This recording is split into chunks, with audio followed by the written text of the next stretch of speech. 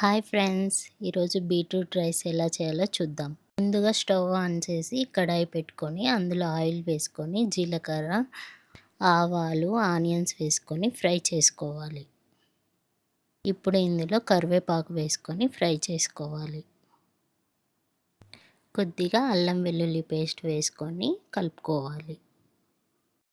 ఈ విధంగా golden brown colour వచ్చాక ఇప్పుడు ఇందులో బీట్రూట్ తురుమును వేసుకొని బాగా కలుపుకోవాలి.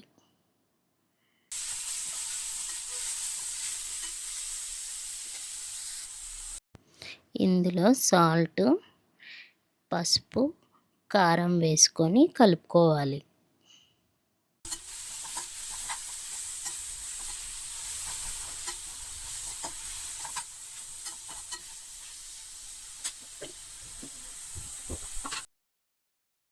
చిటికెడు గరం మసాలా యాడ్ చేసుకోవాలి.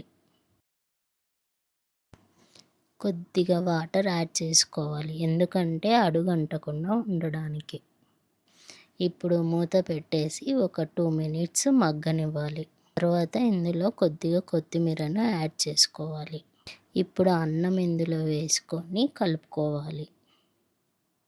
అంతే, చాలా సింపుల్ అండి బీట్రూట్ రైస్. ఇది లంచ్ బాక్స్‌లకి చాలా త్వరగా, క్విక్‌గా చేయొచ్చు.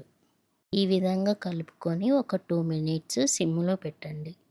ఈ రెసిపీ చాలా తొందరగా అవుతుంది. చాలా టేస్టీగా కూడా ఉంటుంది. Thank you friends.